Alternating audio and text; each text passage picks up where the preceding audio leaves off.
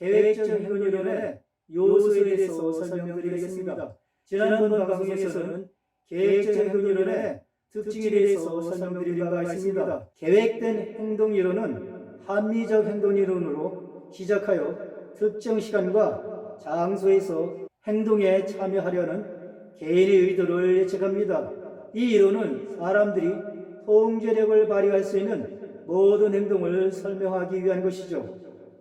행동 의도는 행동 변화를 예측하는 데 있어 중요한 변수이며 행동이 종종 개인의 동기와 관련이 되어 있습니다. 이것은 행동에 대한 긍정적인 태도를 형성하고 행동을 지지하는 주관적인 규범이나 의견에 영향을 받습니다. 행동 변화에 영향을 미치는 지각된 행동 통제를 위해서는 행동을 수행할 수 있는 능력이 있어야 하죠. 따라서 필요한 기회, 자원 및 기술에 대한 통제력은 변화 과정에서 중요한 부분이 되겠습니다. 행동 의도는 태도뿐만 아니라 주관적 규범에 의해서도 예측이 됩니다. 주관적 규범은 특정한 행동을 수행하는 데 영향을 주는 타인들이 기각된 기대로 정의가 될 수가 있습니다. 이것은 행동을 수행하거나 수행하지 않는 것으로 인식되는 사회적 압력을 뜻하죠. 통제 신념은 행동의 수행을 촉진하는 요인들의 존재에 관한 신념이 되겠습니다. 이것은 지각된 힘과 함께 지각된 행동 통제에 기여를 합니다. 행동 성과를 촉진하거나 방해하기 위한 이러한 요인들의 지각된 힘과 함께 쉽게 접근 가능한 통제 신념은 행동과 관련해서 일정 수준의 지각된 행동 통제를 가져옵니다. 지각된 행동 통제는 행동을 실제로 얼마나 잘 수행하고 통제할 수 있는가에 대한 주관적인 평가가 되겠습니다. 행동 태도와 주관적 규범이 더 선호될 수 있는 지각된 통제가 커질수록 문제의 행동을 수행할 의사가 형성될 가능성이 더욱 커지게 되는 것이죠.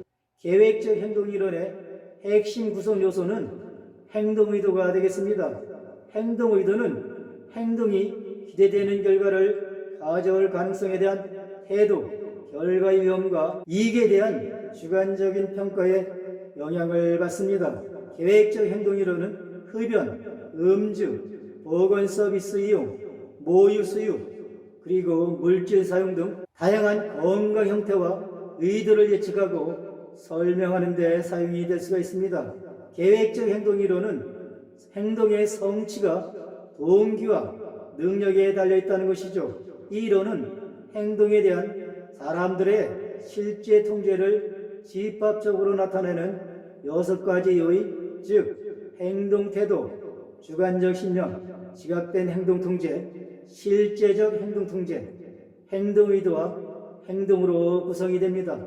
이렇게 계획적 행동 모델은 행동을 예측하기 위해서는 사전에 행동 의도를 예측해야 되고, 이런 행동 의도는 행동 태도와 주관적 규범, 지각된 행동 통제에 의해서 형성이 됩니다.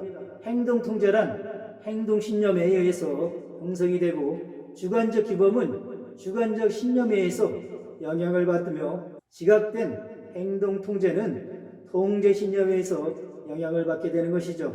따라서 행동 태도, 주관적 규범, 지각된 행동 통제는 행동 의도에 영향을 주고, 행동 의도나 실제적 행동 통제는 행동에 영향을 준다는 것이죠.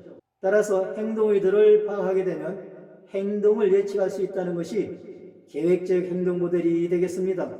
모든 이론에는 장점이 있듯이 반드시 한계가 있습니다. 그렇다면 계획적 행동 이론의 한계는 무엇이 있는지 살펴보도록 하겠습니다. 계획적 행동 이론은 여전히 환경 및 경제적 영향을 고려하지 못하는 한계를 갖고 있습니다. 연구자들은 계획적 행동 이론의 일부 구성 요인을 사용하고 행동 이론에서 다른 구성 요소를 추가해서 통합된 모델로 만들었습니다. 이것은 공중보건 문제를 다루는 데 있어 이론의 한계점에 대한 반응으로 이루어졌습니다. 이와 같이 계획적 행동 이론의 몇 가지 제한 사항이 있습니다. 의도에 관계없이 행동을 수행할 수 있는 기회와 자원을 습득했다고 가정한 것이죠. 공포, 위협, 기분 또는 과거 경험과 같은 행동 의도 및 동기에 영향을 미치는 다른 변수를 설명하지 못합니다.